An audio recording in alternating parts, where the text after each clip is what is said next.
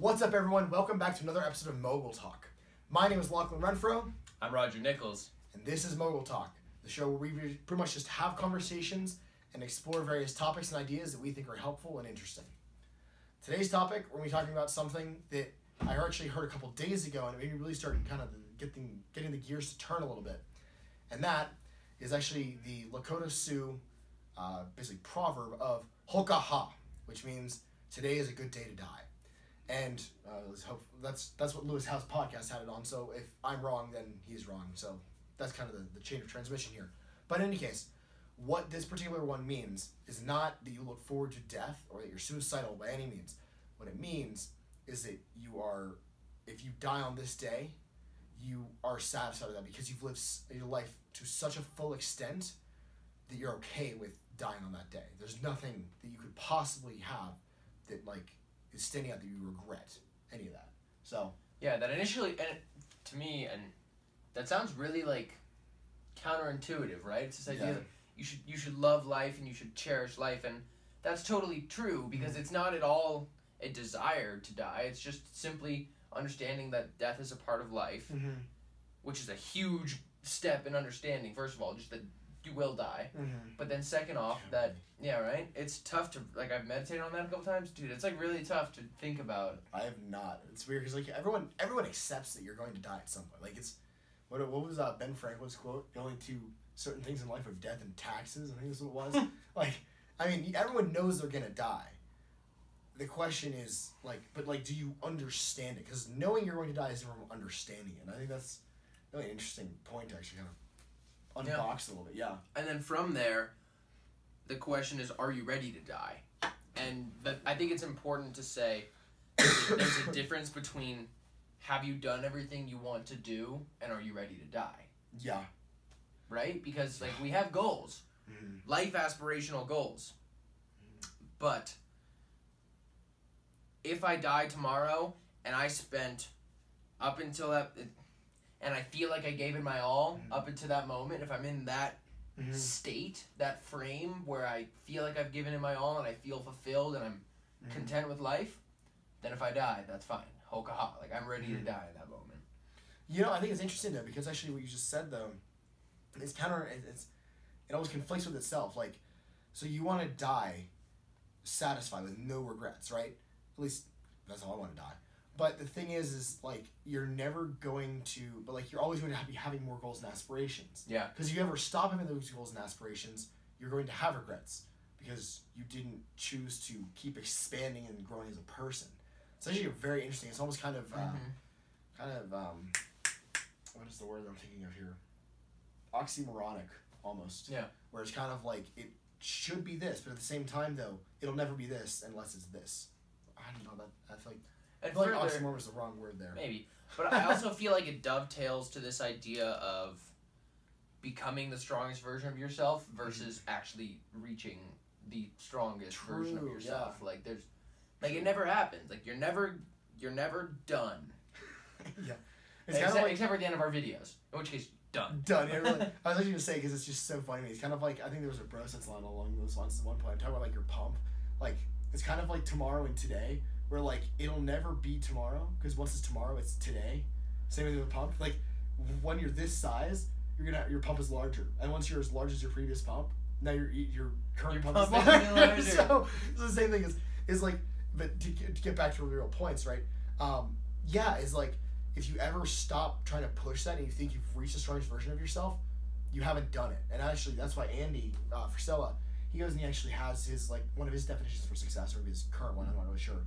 But it's basically on the lines of his definition of success is that you're in the pursuit of becoming a stronger version of yourself, becoming the best version of yourself, fulfilling your truest potential.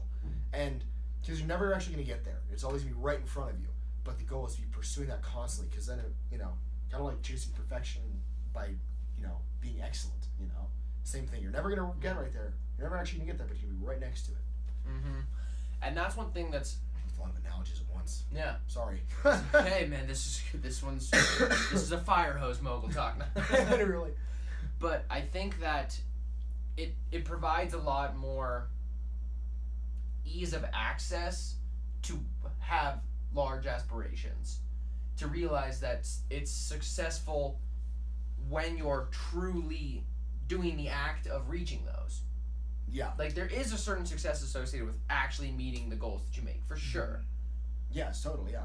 But whether or not you're on your path is ultimately the more important factor in life. Totally, and also from what I understand. Totally, and it's also like, you know, I mean, you'll have victories, but, and maybe this is also just particularly my brain, I'm not really sure, but like, you'll have victories and you'll accomplish what you wanted to accomplish, but then kind of at a certain point, like, you get it and you're like, all right, cool, but like, what's next?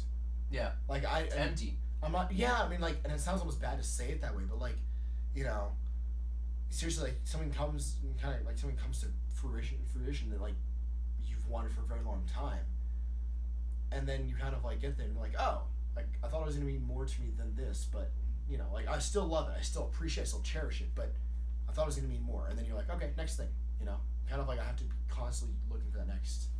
Yeah, and I think there's another part to that too, which is our desires change very significantly. Yeah. I mean, I'm at a point now where I'm closing in on a straight A college career with a sweet job lined up, but that's not bragging a lot, right? Yeah, humble brag, I guess.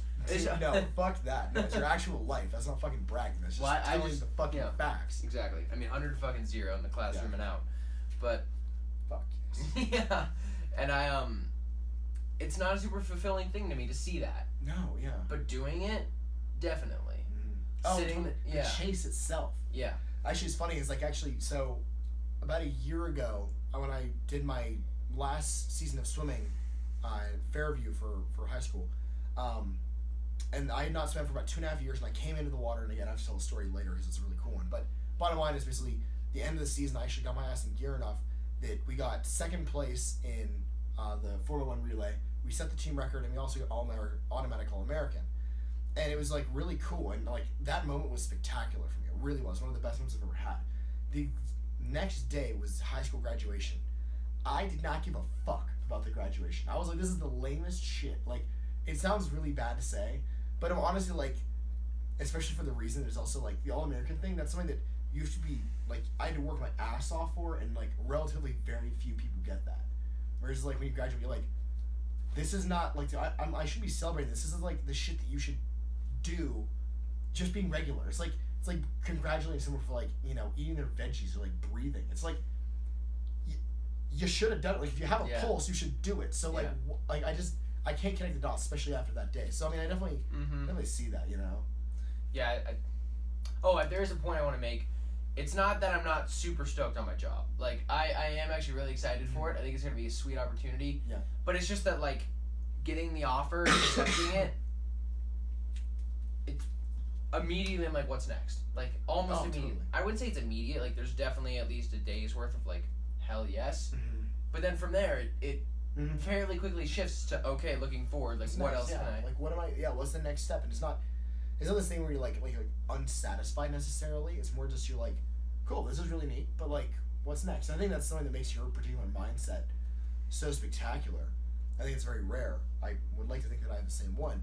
And then it's just, it's the fact that you approach it as, like, you get there and you're like, oh, that's really awesome. Like, I genuinely appreciate that from the bottom of my heart. Mm-hmm. But, at the same time, though, now it's time to take another step forward and find that next, you know, milestone, you know? That's a great way to put it. Like, thank you. Mm-hmm. Now then. Yeah. Looking forward. Yeah. Let's do more. Totally, yeah. Especially because you're like, oh, cool, I got this milestone. Like, if I got the milestone, 10, like, oh, did I make it? I bet I can make it to 30. Like, let's try now. Like, kind of sets you up for that. I feel like. So then, question for you: